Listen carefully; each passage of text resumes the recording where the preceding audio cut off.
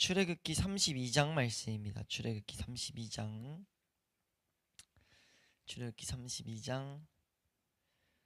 우리 15절부터 우리 27절 말씀을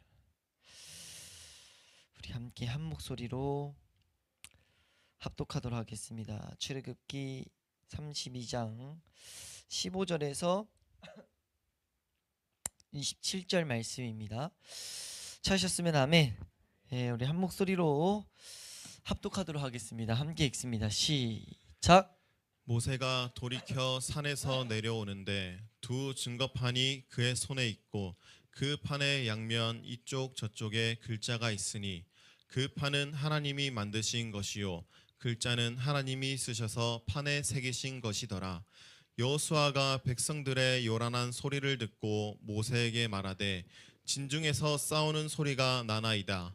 모세가 이르되 이는 승전가도 아니요 패하여 부르짖는 소리도 아니라 내가 듣기에는 노래하는 소리로다 하고 진에 가까이 이르러 그 송아지와 그 춤추는 것들을 보고 크게 노하여 손에서 그 판들을 산 아래로 던져 깨뜨리니라.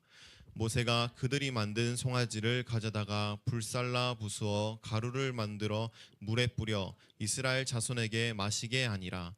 모세가 아론에게 이르되 이 백성이 당신에게 어떻게 하였기에 당신이 그들을 큰 죄에 빠지게 하였느냐. 아론이 이르되 내 주여 노하지 마소서. 이 백성의 악함을 당신이 아나이다. 그들이 내게 말하기를 우리를 위하여 우리를 인도할 신을 만들라. 이 모세 곧 우리를 애굽 땅에서 인도하여 낸 사람은 어찌 되었는지 알 수 없노라 하기에 내가 그들에게 이르기를 금이 있는 자는 빼내라 한즉 그들이 그것을 내게로 가져왔기로 내가 불에 던졌더니 이 송아지가 나왔나이다. 모세가 본즉 백성이 방자하니 이는 아론이 그들을 방자하게 하여 원수에게 조롱거리가 되게 하였음이라. 이에 모세가 진 문에 서서 이르되 누구든지 여호와의 편에 있는 자는 내게로 나아오라 하매 레위 자손이 다 모여 그에게로 가는지라. 모세가 그들에게 이르되 이스라엘의 하나님 여호와께서 이렇게 말씀하시기를 너희는 각각 허리에 칼을 차고 진이 문에서 저 문까지 왕래하며 각 사람이 그 형제를 각 사람이 자기의 친구를 각 사람이 자기의 이웃을 죽이라 하셨느니라.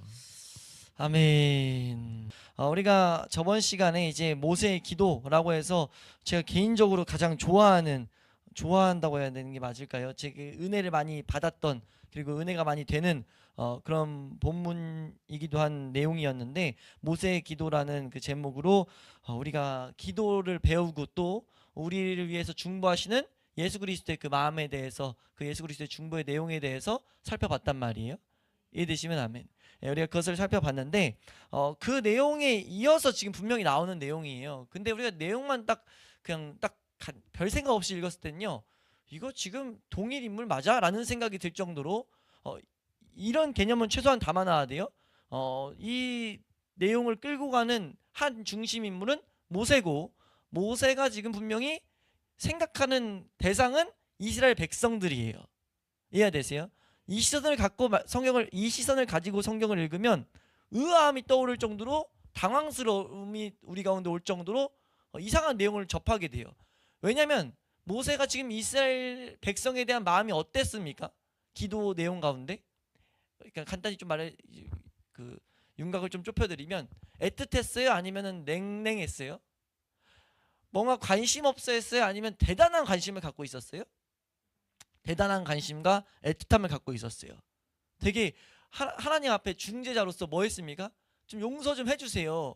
특히 내용 자체는 용서 좀 해주세요였다고요. 이해가 되세요?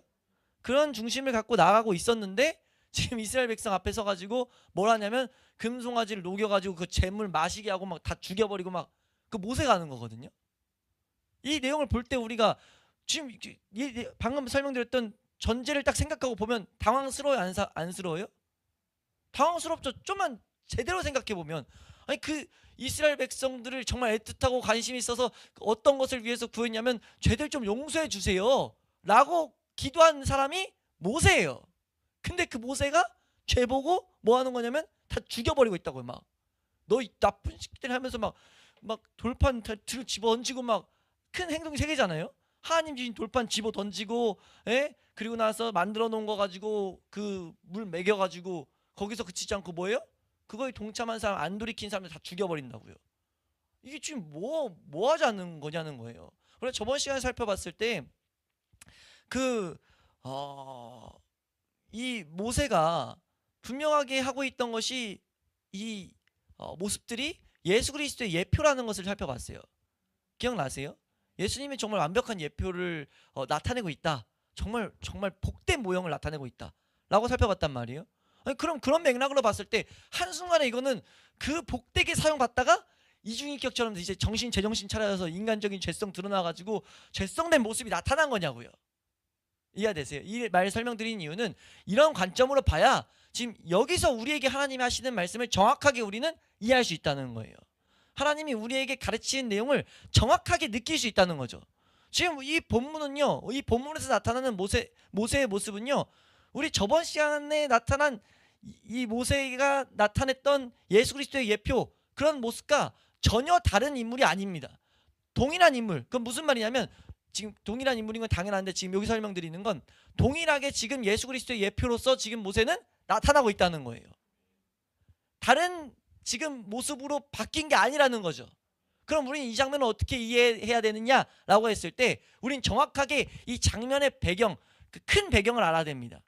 이 위에 있었던 모세가 했던 기도의 배경은 뭐냐면 모세와 하나님과의 관계에서 지금 말하고 있었던 거예요. 어떻게 보면 우리에게 따지면 우리 내적으로 일어나는 모습들, 우리 내적으로는 뭐예요? 우리 내적에서 어떤 은혜가 계속 일어나고 있는가? 답을 먼저 말해봤는데 어떤 일들이 작용되고 있는가라고 했을 때 은혜가 계속 작용되고 있습니다. 그러니까 이 위에는요, 하나님의 은혜의 모습으로서의 지금 예수 그리스도 하나님과의 관계, 이 전체적인 조화 가운데 하나님의 은혜적인 관점에서 우리에게 나타나는 모습이라면은 그 은혜가 있을 때 어떻게 우리의 삶 가운데 실제 작용되는가를 가르치는 건 오늘 본문이에요. 이 두 가지는 서로 뭐 하는 거냐면 대립되는 게 아니라 상호 보완을 하고 있다는 거죠. 한번 따라할까요? 이 본문들이 서로 상호 보완을 하고 있다. 이해가 되세요? 이렇게 이해하셔야 돼요. 그럼 이렇게 좀 더 이 메시지적으로 보면은 뭐냐? 한번 따라할까요? 하나님의 은혜는 전적으로 하나님에게서 발생된다. 발생돼요. 하나님으로부터 발생돼요. 예수 그리스도를 준비하셨고 그 예수 그리스도를 통하여 우리에게 은혜를 계속해서 주시는 건 너무 명확해요. 근데 그 은혜가 이제 우리에게 임할 때 있어서 우리에게 나타나는 작용이 있다는 거죠. 그럼 우리가 먼저 알아야 될 것은 무엇이냐? 이 잘못된 모습, 32장에서 나타내는 핵심된 잘못된 모습은 무엇이었냐면 이 금송아지 사건은 뭘 말한다고 했어요? 한번 따라할까요? 잘못된 예배. 그러니까 하나님 앞에 나아가는데 우리가 하나님과 교제를 위해서, 살아계신 하나님을 더욱더 알기 위해서, 그 하나님과 더욱더 함께 걷기 위해서 우리가 나아가는 건데, 그 하나님 앞에 나아갈 때 있어서 반드시 필요한 것은 올바른 예배입니다. 하나님 말씀하신 대로의 예배예요. 근데 그렇지 않았을 때 하나님은 뭐라고 평가하신다고 했냐? 한번 따라할까요? 이 백성은 내 백성이 아니다. 이 백성은 내 백성이 아니다라는 평가가 나온다고요. 그건 무엇이냐면 하나님과 관계가 단절됐다는 겁니다. 하나님과 관계가 단절돼버리는 비극을 초래하는 게 뭐예요? 잘못된 예배. 내 마음대로 그냥 하나님 찾는 것. 이건 정말 그냥 좀 그 정도는 봐주면 안 돼. 그럴 수 있는 내용이 아니라는 거예요. 이건 비극을 가져오는데 어떤 비극을 가져오는가? 우리와 하나님과의 관계가 단절된다는 겁니다. 지금 이 상태를 이해해야 돼요. 지금 이스라엘 백성은 어떤 상태입니까? 하나님과 관계가 단절되어 있는 상태예요. 그걸 우린 정확히 알아야 된다는 겁니다. 그래서 오늘 본문이 사실 이제 모세가 내려와서 이스라엘 백성을 딱 봤는데, 이 봤을 때 이스라엘 백성은 어떤 상태입니까? 모세가 하나님 안에서 이스라엘 백성을 위해서 기도할 때는, 예수 그리스도가 기도할 때는 이스라엘 백성이 연약이고 뭐고 모습이고 뭐고 우선 은혜의 방편을 계속 구했다면은, 딱 내려와서 이제 이스라엘 백성을 봤을 때 그 이스라엘 백성이 돌이키고, 그걸 다른 말로 회개라고 하죠. 그래서 그 회개에 대한 내용이 33장에 나옵니다. 근데 그 회개가 지금 이스라엘 백성에게 일어나 있어요? 안 일어나 있어요? 안 일어나 있어요. 그럼 이스라엘 백성은 지금 어떤 상태예요? 그냥 잘못된 예배를 삶 가운데 나타내고 있는 상태예요. 그럼 그런 상태에 있을 때 어떤 모습이 나타나는가를 분명히 우리에게 본문은 보여주고 있다는 거죠. 여기까지 이해가 되시나요? 그래서 이 장면들을 하나씩 살펴보면 사실 이 본문은 이렇게 제가 제목을 정하고도 계속 분명히 이런 모습, 이 제목에 따른 모습들, 이 잘못된 예배가 가져오는 결과를 분명하게 보여주고 있음에도 불구하고 제목을 여러 가지 고민했던 이유는 너무 여러 가지 모습이 담겨 있는 본문이기도 합니다.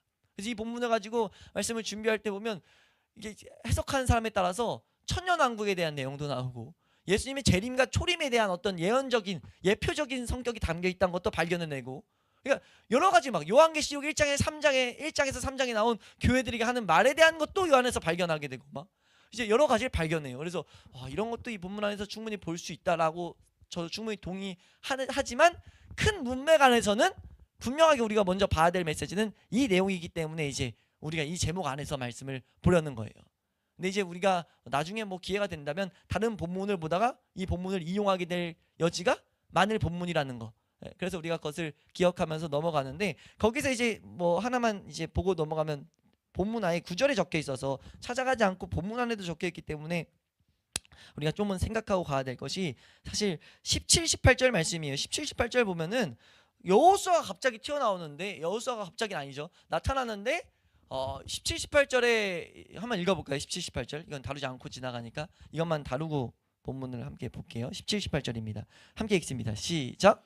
여호수아가 백성들의 요란한 소리를 듣고 모세에게 말하되 진중에서 싸우는 소리가 나나이다. 모세가 이르되 이는 승전가도 아니요 패하여 부르짖는 소리도 아니라 내가 듣기에는 노래하는 소리로다 하고. 아멘. 네, 지금 여기서도 여러 가지를 말하고 있다고 하지만 명확한 거 우선 하나만 보면, 근데 우선 배경을 보면 여호수아는 이 이스라엘 백성의 죄에 동참했습니까? 안 했습니까? 안 했다는 걸 알아야 돼요. 왜요? 이 앞에부터 말씀 보면 모세가 여호수아만 됐고 이스라엘 백성과 같이 가다가 안녕 이제 장로들도 안녕하고 여호수아만 됐고 좀 더 가요. 그러고 이제 그 상황 속에서 모세만 들어갑니다. 40주야를 모세만 들어가서 있었던 거예요. 그래서 여호수아는 중턱에 어떻게 보면 있던 거예요. 이거 사실 좀 신기하죠. 여호수아가 사실 혼자 있었다는 거니까 거기에. 근데 아무튼 이제 거기서 내려오다가 여호수아를 먼저 만났어요. 근데 여기서 하나 나타내는 건 뭡니까? 여호수아는 하나님과 교제를 못했어요. 그러니까 지금 여호수아가 더 젊음에도 불구하고 지금 이 밑에서 나는 소리를 상황을 정확히 분별하지 못하고 있어요. 근데 여기서 명백히 하나 드러나는 건 하나님과의 깊은 교제는 우리로 하여금 명백한 분별들을 가져오게 하는구나. 한번 따니까 하나님과의 교제는 상황을 정확히 보게 한다. 그러니까 하나님과의 교제만이 우리가 이 세상을 정확히 분별할 수 있다는 것은 뭐 우리가 의심할 여지 없는 명백한 진리죠. 그러니까 우리가 하나님과의 교제가 우리가 깊으면 깊을수록, 하나님과 교제가 항상 있으면 있을수록 이 세상을 살아갈 때 히브리서 5장 말씀을 보면 선악을 분별하게 되는 것, 이런 것을 우리가 볼 수 있죠. 이런 본문이 그 안에 담겨 있는데, 이 장면은 이제 우리가 뒤에 나타날 우리가 볼 내용과는 이제 별개이기 때문에 이런 것만 다루고 이제 19절로 넘어가겠습니다. 19절로 넘어가면 19절 말씀 한번 읽겠습니다. 19절 함께 읽습니다. 시작. 진에 가까이 이르러 그 송아지와 그 춤추는 것들을 보고 크게 노하여 손에서 그 판들을 산 아래로 던져 깨뜨리니라. 네, 지금 16, 17절 말씀 보면 이 판을 하나님 만들으셔서 글자는 하나님이 쓰셔서 판에 새기신 거죠. 하나님이 계명으로 주신 거예요. 근데 이제 15, 16절 말씀 보면 하나님이 그 돌판을 줬는데 이 돌판은 뭡니까? 하나님이 우리에게 준 지켜야 될 계명, 하나님의 사람으로 살아가야 될 기준이죠. 하나님의 사람으로 살아가야 될 모습들이라고 볼 수 있어요. 근데 이걸 어떻게 했습니까? 모세가 가서 다 깨트려 버렸어요. 왜요? 이스라엘 백성에게는 이 안에서 나타내는 영적 메시지는 희망이 없다는 거죠. 그러니까 이것이 잘못된 예배가 나타나는 가져오는 결과임을 우리는 분명하게 알아야 됩니다. 잘못된 예배, 하나님과 관계가 단절됐을 때 분명히 알아야 될 게 무엇이냐면 첫 번째 내용인데 한번 따라해 볼까요? 하나님과의 관계가 단절되면 우리로 하여금 계명을 어기게 만든다. 우리로 하여금 계명을 지킬 수 없는 상태로 만들어요. 이건 정확히 알아야 될 내용입니다. 반대로 말하면 뭐예요? 하나님과의 관계가 우리가 온전해야만이 계명은 지킬 수 있어요. 근데 여기서 생각해 봤을 때 우리가 하나님과의 관계, 잘못된 예배 드리면서도, 우리가 올바른 예배가 아니면서도 우리가 계명을 지킨다라는 모습만 봤을 때는 계명을 지키는 모습이 있을 수 있습니까? 없습니까? 있을 수 있죠. 근데 그건 하나님 받으시는 인정하는 모습이 아닌 걸 우리 분명히 알아야 된다는 거예요. 우리가 저번 시간 살펴봤듯이 그건 그냥 자기들에게 좋을 종교 행위하고 있을 뿐입니다.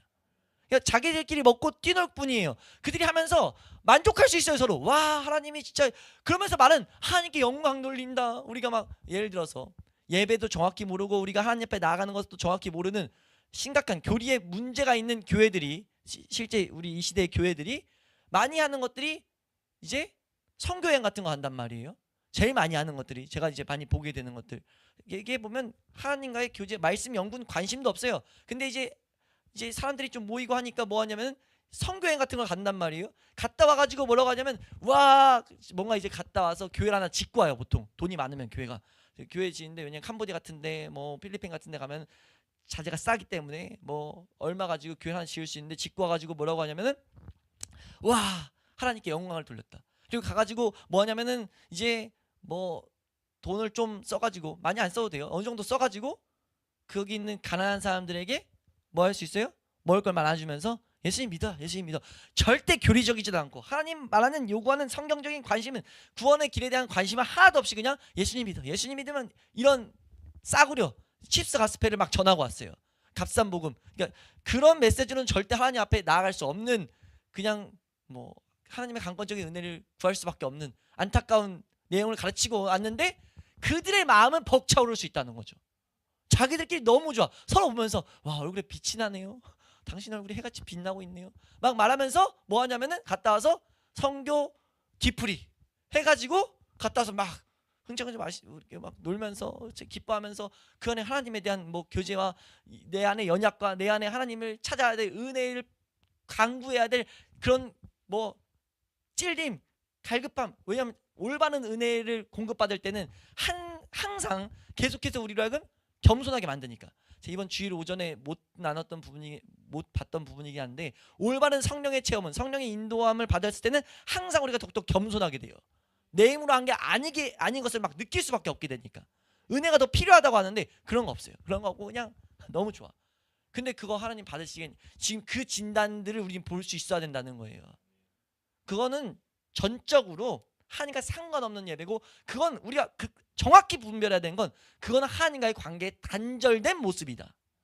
그 자들에게 나타날 건 하나밖에 없어요. 당장은 어떤 뭐 좋고 해같이 빛나고 뭐 서로 잠깐 사랑의 모습 나타날 수 있어요. 서로 섬김의 모습 나타날 수 있어요. 계명을 뭔가 지킨다고 하는 모습이 나타날 수 있는데 그건 내가 원하는 것만 선택적 계명 지킴이에요. 그들에게 발생할 결과는 하나밖에 없습니다. 계명이 계속해서 어긋나게 될 거예요. 계명을 계속해서 어기게 될 거라고요.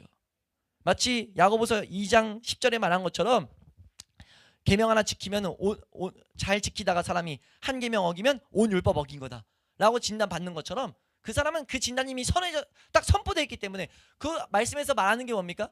우리가 온전한 계명을 계속 지켜나가는 방법은 하나님과의 관계가 온전해질 때밖에 가능하지 않다라는 걸 말하는 거거든요. 심어진 말씀 진리의 복음 앞에 서 있을 때만이 그건 가능해요. 근데 우리가 착각하는 건 한 계명 지켰을 때 나는 계명 지키고 있다 이런 착각을 일으킬 수 있는데 아니에요. 관계가 딱 단절된 순간 뭐밖에 없냐면요. 계명 계속 어기는 길밖에 없어요. 내가 잠깐 아니라고 생각할수록 비극이죠. 왜요? 계속 하나님 앞에 가증스러운 행위 하는 거니까. 죄를 많이 짓는 게 하나님 앞에 죄를 많이 짓는 것도 물론 이건 우리가 힘써 싸워야 될 모습이에요. 근데 죄를 많이 짓는 게 우리가 구분을 지을 때 죄를 많이 짓고 있는 게 가증스러운 결정적인 모습이 아니고 죄를 짓고 있는데 짓는 걸 인정 안 할 때가 지금 그게 가증스러운 모습이에요. 왜냐면 그건 하나님 앞에 가증스럽다는 평가를 받는 모습이거든요. 그러니까 결국 그들에게 죄가 딱 우리가 하나님과 잘못된 예배가 우리에게 가져온 중요한 결과는 뭐인 것을 잊으면 안 되냐면 계명을 어기게 만든다는 것을 알아야 돼요. 우리가 계명을 즐거워할 수 없는 상태를 만든다는 거죠. 우리가 그것을 정확하게 이해할 수 있게 축원합니다. 왜요? 예수 그리스도가 아니고선 율법은 온전해질 길이 없기 때문에. 마태복음 5장 17절 말한 것처럼 예수님이 계명을 지키게 하시는 분이지. 5장 17절 말씀, 이 말씀들 하나씩 읽고 갈까요? 마태복음 5장 17절입니다. 함께 읽습니다. 시작. 내가 율법이나 선지자를 폐하러 온 줄로 생각하지 말라. 폐하러 온 것이 아니요 완전하게 하려 함이라. 예수님이 아니고선 이건 불가능해요. 우리 야고보서 2장 10절도 말씀 보면요. 야고보서 2장 10절 말씀 함께 읽습니다. 시작. 누구든지 온 율법을 지키다가 그 하나를 범하면 모두 범한 자가 되나니. 그러니까 지금 이걸 우리는 알아야 된다는 거죠. 단지 뭡니까? 착각할 뿐이에요. 계명을 지킨다고 착각하고 있을 뿐입니다. 요란스러운 종교 행위를 통해서. 우리가 이걸 정확히 알지 못하면요, 우리 신앙생활의 가장 중요한 하나님과의 관계의 단절의 비극을 우리가 그 문제를 시급하게 깨닫지도 못하고 돌이킬 수도 없어요. 가장 먼저 알아야 될 것은 하나님 앞에 받을 평가는 뭐밖에 없냐면 그 돌판을 깨어뜨리는 것밖에 없습니다. 20절 말씀에 나타나는 모습은요, 20절 말씀에 뭐라고 있죠? 우리 10절 말씀 읽어보시면요, 함께 읽습니다. 시작. 모세가 그들이 만든 송아지를 가져다가 불살라 부수어 가루를 만들어 물에 뿌려 이스라엘 자손에게 마시게 하니라. 네, 지금 하나님이 말하는 이것은요, 가루 마시게 하는 건 사실 심판밖에 없다는 것을 선포하고 있는 거예요. 그들에게 나타나는 것은요, 심판밖에 없습니다. 그걸 우린 정확히 알아야 된다는 거예요. 우리가 그걸 알지 못하면 어떻게 됩니까? 이 세상 사는 동안 하나님과 관계를, 그 우리 삶 가운데 관계의 단절을 심각하게 여기지 않기 때문에 우리 올바로 하나님 앞에 나아가는 자들은, 지금 이 계명은 좀 더 넓은 계명으로 봤을 때, 좀 더 넓은 시선으로 봤을 때 이 성막 가운데서 이어지는 시선이에요. 하나님과 동행하기 원하는 자들, 하나님의 은혜로서 동행하고 있는 자들은요, 이걸 잊어서 안 된다는 거죠. 우리 그리스도인들에게, 하나님과 동행을 사모하는 자들에게 가장 중요한 것은 무엇입니까? 하나님과의 관계의 단절이에요. 관계의 단절보다 중요한 건 없어요. 그거보다 위로 우선순위 하려는 마귀의 수많은 공격들이 있는데, 그 공격 중에 핵심적인 것은 무엇이냐? 잘못된 예배가 가져온 결과를 인지하지 못하게 만드는 거죠. 우리 정확한 기준으로서 우리가 내가 계명을 지키지 못하는 것을 이상하게 여기지 않는다라는 모습이 있을 때 정신을 바짝 차리고, 내 삶에 문제가 있다, 하나님과의 관계에 문제가 생겼다라는 걸 아실 수 있길 축원합니다. 그러니까 우리는 계명을 못 지키는 건 동일한데, 못 지키는 것을 인정하고 은혜를 구하는 심령으로 가는 것이 올바로 하나님을 보고 있다는 증거예요. 근데 안 보고 있는 사람들의 특징은 뭡니까? 잘못된 예배를 드리고 있는 사람들의 특징은 뭐예요? 계명 잘 드리고 있다 착각하고 있는 거죠. 나 하나님 사람답게 잘 살고 있다고 착각하게 하는 거예요. 그 사람에게 하나님 주신 건 뭐밖에 없다? 심판밖에 없어요. 그들은요, 여기서 좀 더 정확히 표현하는 건 뭐냐면, 그들은 지옥 자식이에요. 아직까지 교회를 다니는데 계명을 지킨다고 막 하는데, 우리가 방금 살펴본 대로 이상함을 못 느껴요. 더 은혜를 구할 필요를 못 느껴요. 그러면서 하나님의 예배함의 기쁨을 막 느끼고 있어요. 예배 가운데 감동을 느껴요. 이 중대한 하나님과의 관계의 이 중대한 계속 이 죄를, 은혜를 찾아가는 것이 어긋나 있을 때, 물두멍에 무릎 꿇어야 되는 그런 것들이 안 돼 있는데 이상함을 못 느껴요. 그 자들은요, 하나님이 이 십계명, 이 계명들을 마시게 할 그 하나님의 심판밖에 없다는 것을 분명하게 알아야 된다는 거예요. 우리가 그것을 잊지 않을 수 있기를 축원합니다. 우리 21절에서 24절 말씀 읽으면 두 번째 모습입니다. 잘못된 예배가 가져온 두 번째 결과를 또렷이 보여주는데, 21절에서 24절 말씀 함께 읽습니다. 시작. 모세가 아론에게 이르되 이 백성이 당신에게 어떻게 하였기에 당신이 그들을 큰 죄에 빠지게 하였느냐. 아론이 이르되 내 주여 노하지 마소서. 이 백성의 악함을 당신이 아나이다. 그들이 내게 말하기를 우리를 위하여 우리를 인도할 신을 만들라.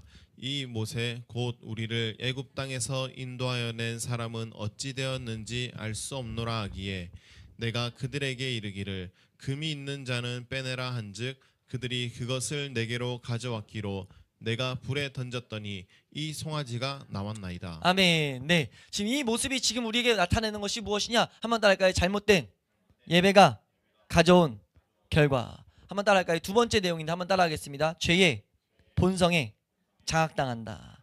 그러니까 죄 자체의 본성에 장악당해요. 죄의 특징에 장악당하죠. 죄의 특징을 우리가 창세기 3장에서 한번 살펴봤었는데, 죄의 특징 강력한, 산악과를 따먹었을 때도 그렇고 가인이 아벨을 죽였을 때도 그래요. 이 죄의 특징은 뭡니까? 한번 따라할까요? 죄의 특징은 핑계된다는 것이다. 죄의 특징은 인정하지 않아요. 자신의 죄성을, 죄에 대한 모습을 인정하지 않아요. 우리 그리스도인들에게 가장 복 중의 복이라고 할 때, 그리스도인의 가장 큰 복 중의 하나를 뽑을 때 우리 뭘 뽑을 수 있냐면요, 우리의 죄를 들처짐 당하는 것, 하나님의 말씀 앞에서 죄가 찔림 당하는 것이 복 중의 복이에요. 왜요? 그건 우리로 하여금 예수 그리스도를 향해 나아가게 하기 때문에. 그래서 그리스도인들은요, 내가 죄가 들춰질 때마다 은혜가 더한다는, 마치 바울이 로마서 5장 20절에 말한 것처럼 죄가 더한 곳에 은혜가 더하다라는 고백을 하는 것처럼 그런 그 진리, 복된 진리를 아는 자들이에요. 근데 죄 자체의 특징은 뭐냐면요, 그걸 찔림받기를 싫어한다는 거죠. 죄가 자체가 딱 오면 핑계 문제 내려고 그래요. 그 죄의 본성에 장악당해요. 뭐가요? 잘못된 예배가요. 이걸 반대로 말하면요, 우리가 올바로 예배를 드릴 때야만이 죄를 찔렀을 때 그 찔름 받은 것을 은혜의 작용으로 끌고 갈 수 있어요. 올바른 예배만이. 올바른 예배가 아니면요, 예배를 안 드릴 때마다 뭐 하냐면 우리는 죄의 본성에 장악당합니다. 내가 죄를 찔림 받아야 되는 것이 은혜인 것을 알매도 불구하고 뭐 하냐면요, 계속 핑계한다는 거죠. 여기에 극단적인 핑계의 모습을 세 가지를 보여주고 있는데요. 첫 번째는 무엇이냐면, 보세요. 21절 내용의 구성을 딱 보세요. 21절에 먼저 하나님이 정확하게 모세를 통해서 지적하죠. 아론에게 말합니다. 너 지금, 당신 지금 큰 죄에 빠지게 하는 큰 죄를 졌습니다. 그냥 죄도 아니고 당신 큰 죄를 지었어요. 그럼 뭐 해야 돼요? 우리가 이제 그리스도인은 하나님 나 잘못했습니다, 은혜 주세요 라고 말하는 것을 하나님은 원하는 거예요. 사실 하나님, 내가 이 죄를 처리할 수 있는 길을 하나님 나 알려주세요 라고 고백하길 원하는 거예요. 하나님, 왜냐면 하나님은 계속해서 노하기를 더디하시고 인자하심이 한이 없으심을 계속 보였기 때문에 그걸 원하시는데, 죄의 본성은 뭐 하는 거예요? 무조건 핑계 된다는 거죠. 그 핑계가 어떻게 나타나느냐라고 했을 때 22절 말씀, 아론이 뭐라고 말합니까? 첫 번째 핑계가 이거였어요. 한번 따라할까요? 22절 말씀 한번 읽어볼까요? 시작. 내 주여 노하지 마소서. 이 백성의 악함을 당신이 아나이다. 네, 지금 말하는 게 뭐냐면요, 지금 이 백성의 악함을 당신이 한다라고 뭐예요? 아론에게 당신 큰 죄다라고 말했는데 뭐라고 말합니까? 쟤들이 그냥 악해서 그래요. 너 당신 알잖아요. 쟤들 얼마나 말 안 들었는지. 아니 저 그때 모세 당신 알지 않아요? 우리 그때 나올 때 홍해 건넌 다음에 어땠어요? 물었더니 당신 막 죽이려고 했잖아요. 그거 죽일 듯이 나 또 죽이려고 해서 나 무서워서 그랬어요 라고 말했단 말이에요. 배경만 보면 이게 잘 내 말씀을 봐야 되는 게, 배경만 보면 사실 그럴싸해요. 맞아요. 사실 아론이 이 말이 다 거짓이 아닌 게 뭐냐면 진짜 위협을 받아서라고도 생각을 해요. 주석가들은 그렇게 말합니다. 이 백성들이 막 들끓으니까, 40일을 버텼는데 들끓으니까, 40일 가운데 며칠을 버텼는데 들끓으니까 아론이 어쩔 수 없었어. 무서우니까. 아론은 담대하지 못했어가지고, 그 모세는 하나님을 봐서 이길 수 있었지만, 하나님 앞에 기도해서 이길 수 있었지만, 아론은 하나님을 안 봤다는 문제는 있지만, 안 봐도 우선 무서운 상황 자체는 뭐냐면 백성들이 막 반란을 일으킬 것 같이 막 무서우니까. 그러니까 뭐 하는 거예요? 알잖아요. 지금 딱 찔렀을 때 알잖아요. 모세 당신 알잖아요, 이 백성 악한 거. 근데 이거 사실 하나님이 우리에게 뭘 보이는 거냐면, 성경 전체는 뭘 말합니까? 어떠한 상황에든지 죄가 들춰졌을 땐 하나님 앞에 은혜를 구해라. 하나님은 원하시는 것은 하나님께 은혜를 구하는 걸 원하는 거지, 너 어떻고 저떻고 이 상황 알기 설명을 원하는 게 아니라는 거예요. 왜요? 하나님 모르는 거 아니라는 거죠. 그 상황 모르는 거 아니라는 거예요. 그 상황을 직접 체휼하기 위해서 뭐 하셨습니까? 체휼 맞죠? 예수 그리스도가 체휼하기 위해서 오셨으니까 직접 딱 느끼기 위해서 체휼하셨단 말이에요. 뭘요? 우리의 이 비극적인 상황을요. 예수님 오셔가지고 뭐 했어요? 인간의 육신을 입고 30년을 걸어가면서 그 고통을 겪었단 말이에요. 죄가 얼마나 강력하게 작용하는지. 그래서 히브리서 말하잖아요. 연약함을 동정하실 수 있다고. 하나님이 원하시는 건 상황 설명이 아니라는 거죠. 근데 우린 뭐예요? 죄 딱 발견되려고 할 때 말씀에서 죄를 딱 찌르면 뭐 하는 거예요? 하나님 알잖아요. 나 우리 직장 상사 보이시죠? 하나님 내 가족, 내 남편, 내 아내, 내 아빠 엄마, 내 자녀, 하나님 봐봐요. 아시잖아요. 얼마나 억울했냐면요. 이렇게 말을 늘어뜨리는 거, 이게 뭐냐면 죄의 본성입니다. 이렇게 나오는 반응은요, 올바로 예배하지 않고 있다는 반증이에요. 그러니까 우린 이런 모습이 나타날 때마다 번쩍 정신을 차려야 됩니다. 한번 더 할까요? 나와 하나님과의 관계에 문제가 있다. 여기로 항상 가야 된다는 거죠. 하나님과 관계 앞에 문제가 있다. 하나님을 보고 있지 않기 때문에 나타나는 반응이 날 장악하고 있다. 우린 그걸 반드시 알 수 있길 축원합니다. 근데 우리서 알아야 될 건, 잘못된 예배는 우리로 하여금 항상 죄의 본성에 장악당하게 만들죠. 딱 갔을 때 상황을 가지고 핑계하게 만들어요. 두 번째 어떤 핑계가 나옵니까? 23절 말씀 자체만 보면 모세에게 핑계를 누려요. 은연중에 깔고 있죠. 23절 말씀 읽겠습니다. 시작.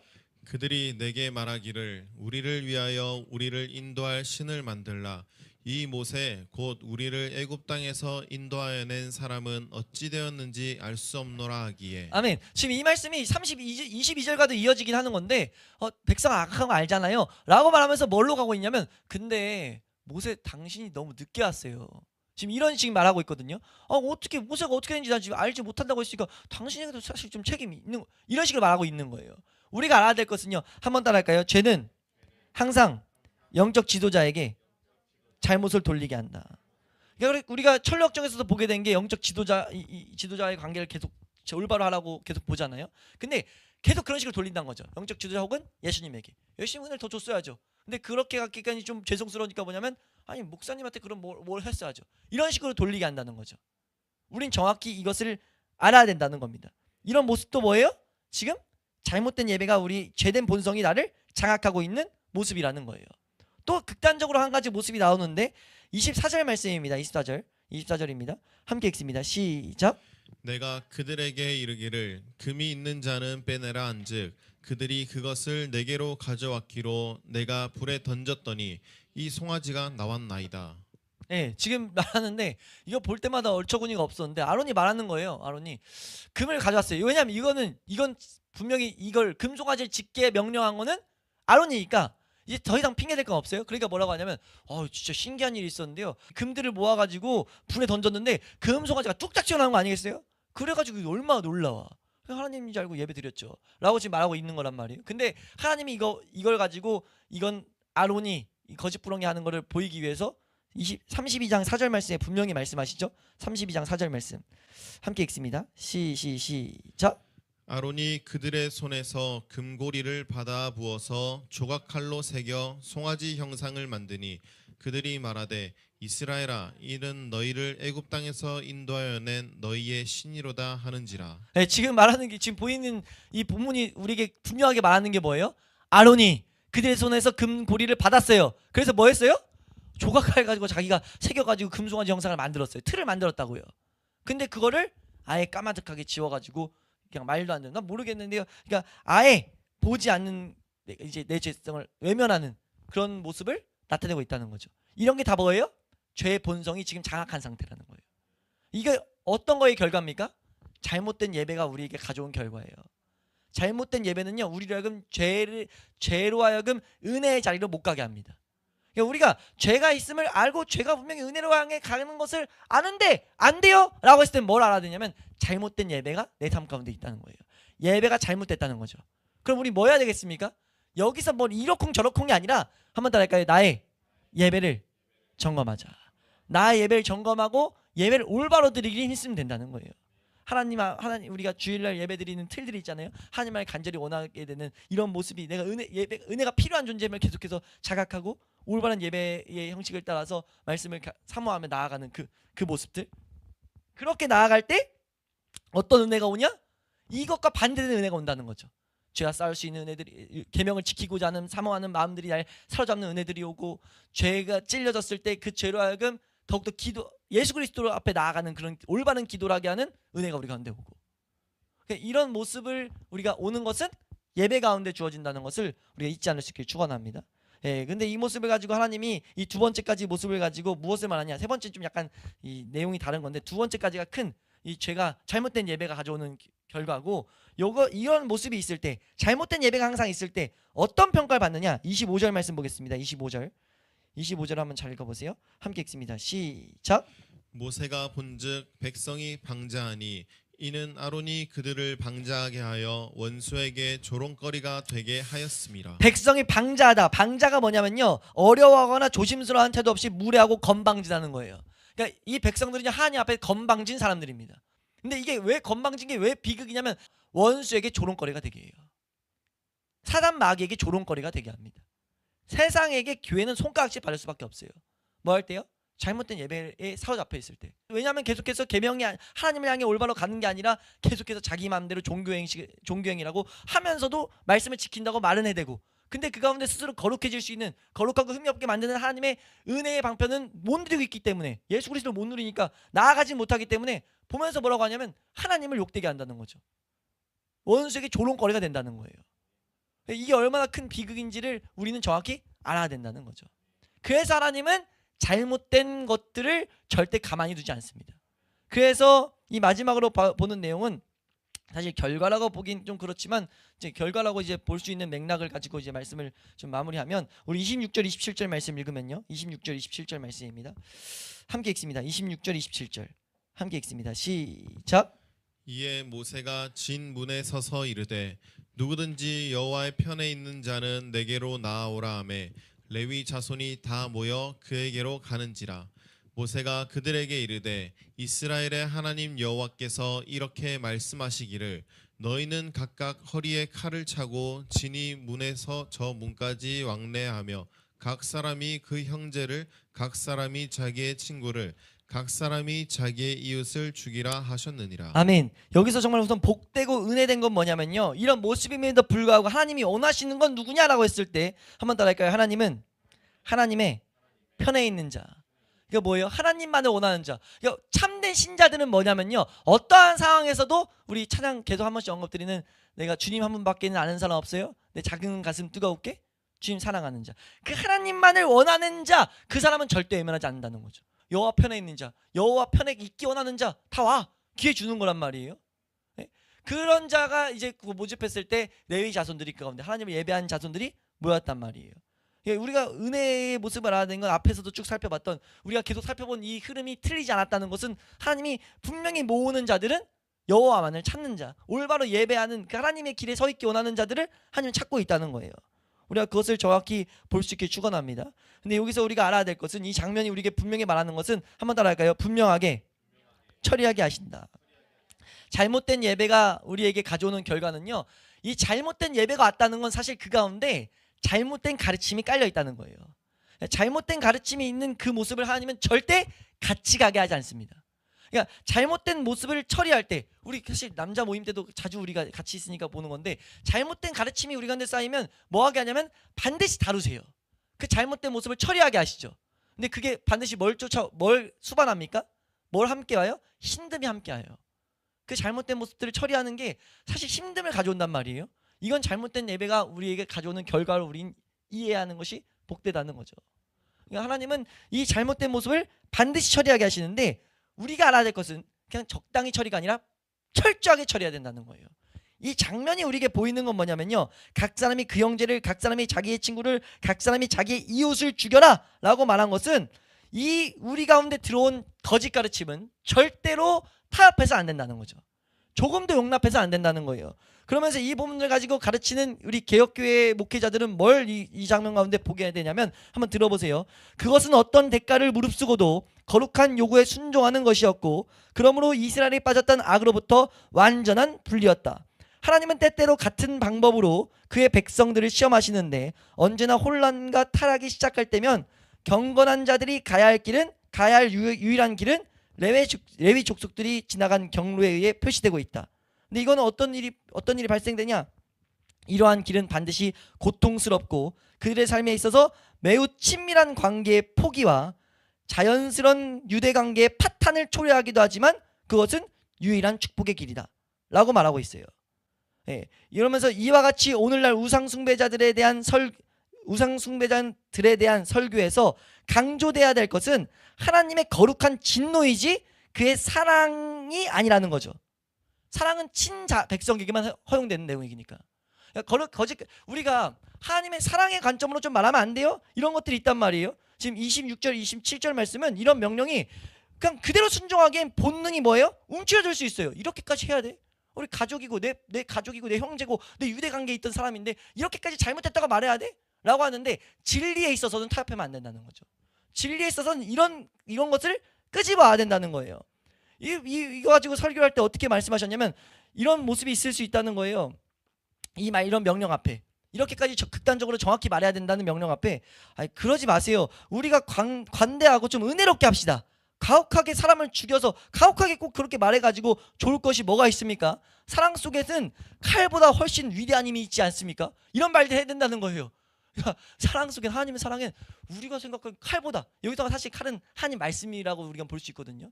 정확하게 말씀으로 잣대 가져오는 것보다 사랑으로 좀 품어주는 게 훨씬 위대한 힘이 있지 않겠어요? 우린 그럴 때 혹할 수 있어요. 그렇긴 하지. 이게 종교 통합주의를 가져오는 결정적인 키거든요.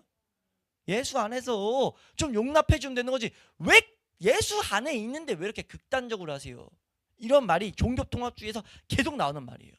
되게 동일하게 말하고 있는데 우리 그러니까 더 한 성경과 한 예수님과 한 하나님 안에 하나잖아요. 조금 다른 것들은 조금씩 맞춰가면은 우리 예수님이 사실 원하는 게 사랑 아니겠어요? 그걸 동일한 텍스트, 아예 텍스트 그 문장을 그분들에게 들었어요. 그 사람들에게. 그게 지금 이 1500년대부터 말씀대로 살고자 하는 이 잘못된 가르침들과 싸운 그 목회자들이 들었던 소리가 지금도 동일하게 우리 시대에 나타나고 있다는 거죠. 마귀 한결같아요. 왜냐하면 이게 알아도 가장 탁월한 공격 방법이거든요. 이거 실제로 안 들어보면 분명하게 진짜 힘들어요. 제가 여기선 잘못된 거 쭉 말한 다음에 말해서 그렇지 좀 더 사랑을 강조해서 말하면 그렇지 않나? 사랑을 좀 더 포장해서 말하면 하나님의 사랑적인 측면을 말하면서 말하면 근데 우리가 알아야 될 건 뭐예요? 진리에 있어서는 특히 이 본문은 뭘 말하고 있습니까? 잘못된 예배가 들어온 비극적인 모습들이 발생되고 있어요. 그랬다면 이걸 돌이키는 방법은요 잘라내는 수밖에 없다는 거죠. 잘못된 예배를 처리하지 않으면요 잘못된 예배의 모습을 내 안에 적당히 타협시켜 놓고 이거 왜 타협시키는 요지가 내가 뭐 계명을 지키는데 뭐 하는데 여러 가지 수식어가 붙어도 그냥 무조건 아니란 걸 우리 알아야 된다는 거예요. 처리 방법은 뭐밖에 없어요? 단호한 거룩한 기준, 이 진리를 가져오는 것밖에 없다는 거예요. 우리 마귀는 계속 말하는 게 그들에게 호소해서 하나님께 돌아오게 합시다. 이런 주장은 뭐냐면 매우 타당한 것 같으나 분명하고 결정적으로 하나님은 뭐라고 하냐? 부르심은 뭐냐? 너희는 각각 허리에 칼을 차라 라고 말한다는 거죠. 너희는 각각 허리에 정확한 말씀을 가져야 돼요. 그걸 가지고 잘라내는 수밖에 없다는 거죠. 그래야 죄 가운데 있었던 사람들이 올바른 회개를 할 수가 있어요. 33장에 올바른 회개가 이제 나오거든요. 이제 올바른 회개의 은혜는요 정확한 이 잘라냄, 올바른 하나님과의 관계를 사모하는 그 자들에게 주어지는 거예요. 회개를 남발하지 말라고요. 특별히 예배에 있어서 하나님 앞에 나아가는 데 있어서 잘못되게 살건 말건 그냥 은혜로 다 되지? 아니라는 거예요. 우리가 그것을 정확하게 알아서 우리가 이 시대 살아갈 때 우리가 특별히 지금 이 말씀은 어디 들어있는 거예요? 이 말씀은 어느 맥락 가운데 주어지고 있는 거죠? 성막이에요. 성막을 실제 짓기 직전 모든 모형 주셨고 지어가는 과정 가운데 설명하시는 거죠. 이건 뭐예요? 지어가는 과정 가운데 끊임없는 이런 공격은 우리 삶 가운데 나타날 거라는 거죠. 우리가 이 정확한 기준을 가지고 나아감으로써 하나님이 약속하시는 것. 그러니까 이거 왜 방금 이 말을 드렸냐면 어떤 말씀 사이에 있는 걸 왜 말씀드렸냐면 하나님의 지금 이 말씀을 가르치실 때 제일 궁극적인 표대는 뭡니까? 하나님이 지금 보고 계신 건 뭐예요? 성막이 완공되고 그 가운데 보여질 하나님의 영광이에요. 우리에게 따라지면 우리에게 하나님이 나타내게 하실 하나님 영광. 하나님은 거기에 시선이 있다는 거죠. 우리도 거기에 시선 두고 걸어갈 수 있길 축원합니다. 한 번 더 할까요? 주여 나로 하여금 하나님의 영광을 더욱더 사모하게 하여 주시옵소서. 우리가 그것을 정확히 보고 나아갈 때 이 싸움들을 온전히 그리고 올바르게 해나갈 수 있길 축원합니다. 하나님을 불경하게 하는 모든 것들 그런 것들과 타협하지 아니하고 가차없이 다루면서 우리가 하나님만을 바라보며 레위 지파의 그 길을 걸어갈 수 있을 줄로 믿습니다.